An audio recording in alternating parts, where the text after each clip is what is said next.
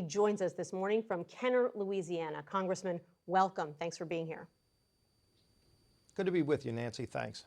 You and your House colleagues just received a briefing from the Secretaries of State and Defense. What did they tell you, and are you confident that all U.S. diplomats are going to be able to get out of Afghanistan safely? Well, during the call, you actually had events still continuing to unfold, and so in real time, we were seeing things on social media that they weren't really talking about on the call, but it's a very dire situation when you see the United States Embassy being evacuated. In fact, you just had President Biden a few days ago saying you wouldn't see helicopters evacuating the embassy like Saigon, and yet here we are. This is President Biden's Saigon moment, and unfortunately, it was very predictable.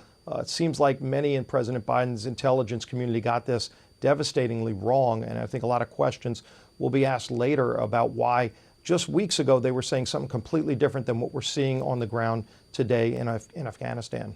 Right. Last week, the president said he did not expect that the Taliban would be able to retake all of the country. But here's what he's saying now. He said this weekend, 1 more year or 5 more years of U.S. military presence would not have made a difference. The accelerated withdrawal last month.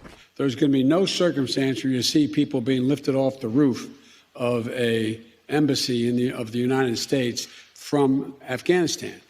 White supremacy. It is not at all comfortable. What he has allowed to happen to Afghanistan, he has called Biden's move legendary and has said that the decision will go down in history as America's greatest defeat. Remember, in 2020, during Trump's presidency, the United States brokered a deal with the Taliban in Doha regarding the U.S. withdrawal of all its troops by May 2021. This was in exchange for various security guarantees from the militants. Biden, on the other hand, pushed back the deadline for the withdrawal and set no conditions for the same. Trump has repeatedly blasted Biden over the move and says that the earlier plan would have been successful. Biden continues to face heated criticism at home. He has been accused of the fact that the withdrawal was mismanaged, with the United States racing to evacuate its sprawling embassy just a month after he played down fears that the Afghan government would crumble quickly. The U.S. government, in a showcase of their anger, hundreds are now near the White House protesting President Biden's move. The demonstrators held signs by 5:38, which is basically an average of all reputable polls. Biden's approval rating has seen a 5-point decline in the last 4 months, from 54% in May to 49% in August. In other words, in May, 54% Americans approved of Biden's performance as president. By August, only 49% of Americans said Biden was handling his job well. This is the sharpest dip he's seen. What explains it? His botched-up withdrawal from Afghanistan. Biden apparently put America first by pulling out troops. But the way he did it, full of blunders and contradictions, is making Americans see red. White supremacy. Not conduct a hasty rush to the exit. We'll do it responsibly, deliberately, and safely. Is a Taliban takeover of Afghanistan now inevitable? No, it is not. It is not inevitable. Kabul is not, right now, in an imminent threat environment. Taliban is not the North Vietnamese army. There's going to be no circumstance where you see people being lifted off the roof of a embassy of the United States.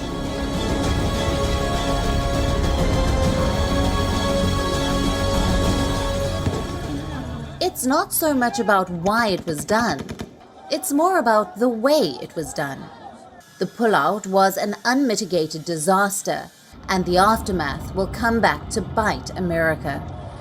Afghanistan is already turning into another safe haven for terrorists.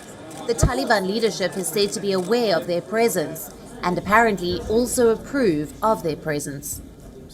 But that may change. Afghan observers say these terror groups may indulge in operations without the Taliban's approval. The Al-Qaeda, which was the reason America invaded Afghanistan, is also said to be eyeing Kabul as a base for resurgence.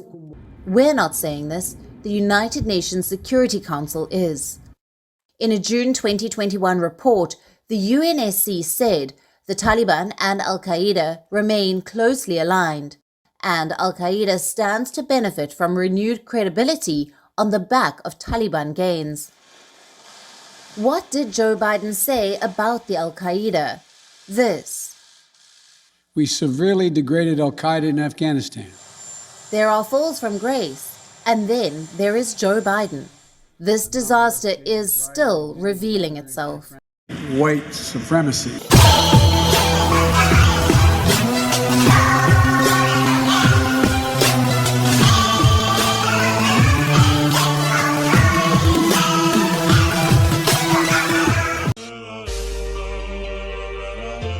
Welcome to DJ Ricky Frame White 69 Project Perform KSK